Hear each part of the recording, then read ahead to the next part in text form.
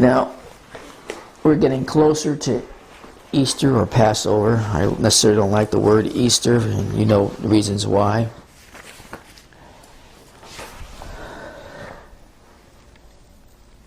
And the Shroud of Turin always comes up around this time. And there's not been too many things that the researchers have found that can really add to what's already out there. Now there's one particular, it's not that it's new, but it's starting to be circulated out there in the internet world and some news media concerning more recent findings. Now, I'm going to read it to you. Of course, those of you who don't know what the Shroud of Turin is, we have archive messages on that also, and also on the Shroud, the Sidarium napkin. That's also available. Another piece of cloth article that was also found at Jesus' burial. But I'm going to read you this update. I don't know if it's really that much of an update because a lot of it's already information that's been circulated out there, but I'll go ahead and read it anyway. With Easter and Passover just 2 months away, the Shroud of Turin is getting more attention than ever before. With many converts to the belief it may indeed be the burial cloth of Jesus. Now, do I think it is? Absolutely. I am totally convinced it is. What is the shroud? It is an ancient colored rectangular 14.3 by 3.7 foot linen cloth woven in a 3-to-1 herringbone twill composed of flax fibrils with the front and the back image of a naked man with his hands folded across his groin. While some consider it to be the burial cloth of Jesus left behind following his resurrection, others denied Jesus, arguably the most famous character in history, even existed. For many years, some dismissed the shroud as medieval forgery. That possibility becomes more remote with every scientific test to which the artifact is subjected, leaving researchers baffled about how it could have been created, aside from the supernatural power of a resurrection. Here are 9 reasons the shroud is getting more currency as the real deal. 1. Last summer, this is one of the more recent things. Last summer, researchers from the Institute of Crystallography said that, basically that's the study of how crystals form, say they experimented with blood serum extracted from the cloth that suggests the person was suffering before death. That's amazing science right there, my friends. You actually could analyze under a microscope blood serum to see if a person was suffering from death or some other causes before they die. They concluded it was the funeral fabric of a tortured man. Researchers there said these particles, called nanoparticles, were a peculiar structure, size, and distribution. According to the University of Padua professor Giulio Fonte, tests on the nanoparticles reveal that they are not typical of blood found in a healthy person.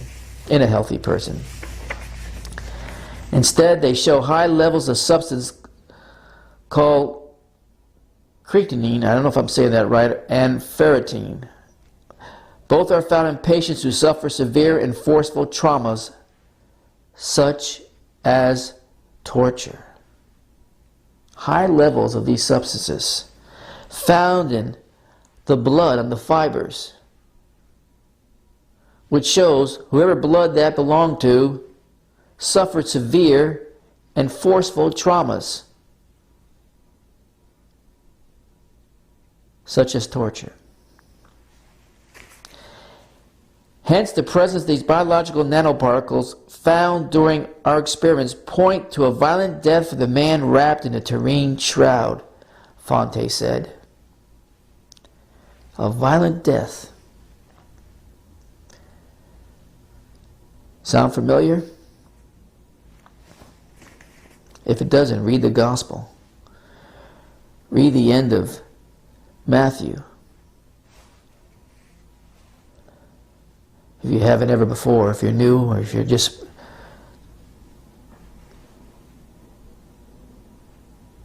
someone that's just going by to see what this is all about, and you really haven't studied God's Word or even read a gospel record, it sounds like what Jesus went through. He had forceful traumas, blows directed at him. He suffered severe pain and torture, a crown of thorns. He was whipped, probably would have killed a normal man. He suffered those traumas. He suffered severely, and he was tortured severely. Fonte said the latest discoveries debunks the age-old claim that someone simply painted the image on the shroud. The characteristics of these nanoparticles cannot be artifacts made over the centuries on the fabric of the shroud. Bottom line, that is old news. It's been debunked. No painting happened, my friend, on this shroud. You might hear those stories still be circulating because they're just scientific morons, or self-made scientific morons. They're really not scientists at all, that come up with these old news, old stories, and they just think they know that it's obviously the truth, because there's no way Jesus Christ ever existed. There's no way he died, he rose from the grave, and he sailed into the blue, and he promised to come back again. That's all fantasy, science fiction stuff.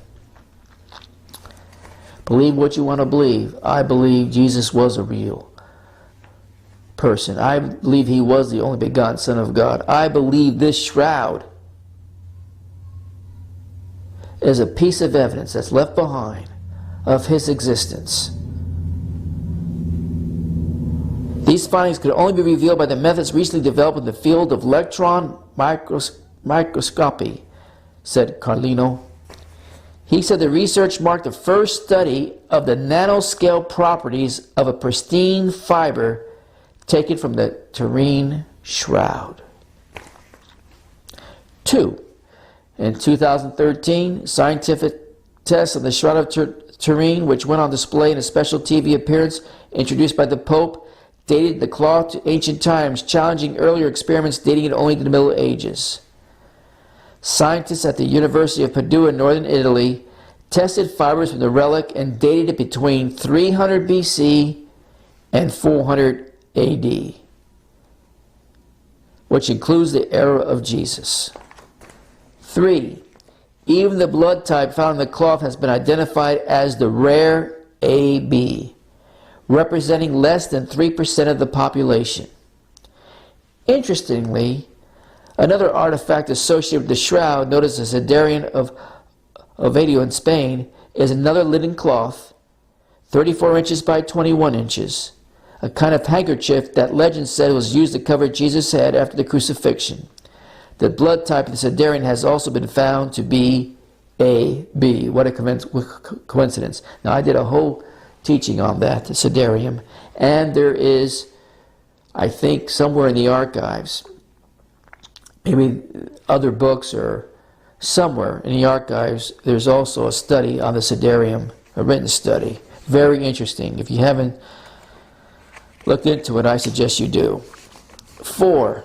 A 2015 study of the pollens found in the shroud found 28 of them grown in Israel, with 20 of them in Jerusalem and 8 nearby. Of the 28 plants, 27 are bloom in March and April. What a coincidence. The most likely time of the Passover. Half of the pollens are found only in the Middle East and never in Europe, virtually ruling out a medieval forgery on the continent. 5. Perhaps most fascinating is that the image in the cloth is not a stain. It is not painted on. It is not burned on. Somehow, it was seared onto the cloth with a technology no one has yet to determine. Scientists in the 21st century have been unable to even to produce it. It appears to have been caused by a burst of radiation. Italian scientist Paolo Di Larzio tried for 5 years to replicate the image and conclude that it was produced by ultraviolet light. But the ultraviolet light necessary to reproduce the image exceeds the maximum power released by all ultraviolet light sources available today. The time for such a burst will be shorter than 1/40th billionth of a second. I cannot even wrap my mind around that time scale. The time for such a burst will be shorter than 1/40th billionth of a second. And the intensity of the ultraviolet light would have to be around several billion watts. That's called resurrection power, my friend.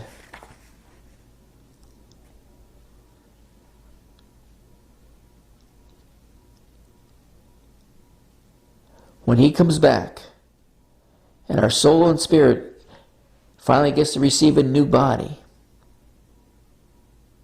even if it's just a seed floating around in this atmosphere or underground, I believe we'll have that resurrection power, form a new body, which are now soul and spirit, which then our soul and spirit will meet up again, and we have our whole new body completed with all its elements. That's the kind of resurrection power that's promised for us too.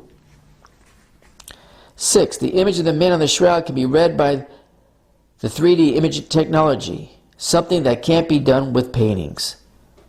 The image of the shroud is also only a few fibers deep. 7. Despite traditions in artwork and movies, the image of the shroud shows the nail marks at the bottom of the hand into the wrist. Only recently has modern science determined nails through the middle of the hands would be insufficient to hold man's weight on the cross because the nail would tear through the tissues of his hands. 8. There are about 100 whip lacerations on the victim's back that match the flagrums of the 1st century Romans for scourging. 9. There is even evidence of what appears to be a spear wound consistent with what is described in John 19:34.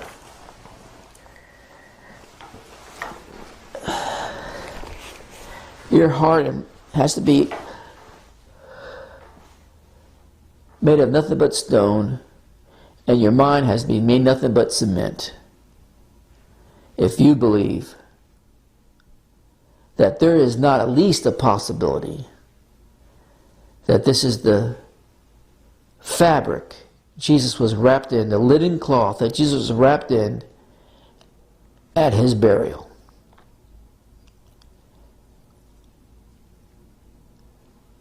It seems like just about every year now something new comes out, or every few years something new comes out. Not to disprove it. Believe me, they're hard at trying to do that too. They're not wasting no time to try to constantly disprove it. They just can't. And through the research and studies, they find something even more astonishing, such as nanoparticles, such as even the study of the blood serum, where they can tell now, because of modern science and how far we've come in those studies, in those particular fields, to examine blood serum to see the health of a person and what possibly what they were experiencing prior to their death. It's fascinating, folks. I believe this is the cloth, this is the linen that Jesus was wrapped in. If you don't believe in Jesus, you need to start taking a second look, a third look. I don't care how many looks, but you need to dig in and look for yourself. Just don't take someone else's word for it. Just don't take all the hearsay opinions. Look into the details for yourself. Either rule it in or rule it out. But while you're doing that, have an open mind about what you're about ready to discover and explore not only in God's Word, but a lot of secular things that you can use alongside God's Word that proves it, not really disproves it. Now, play another song. I want to hear from you.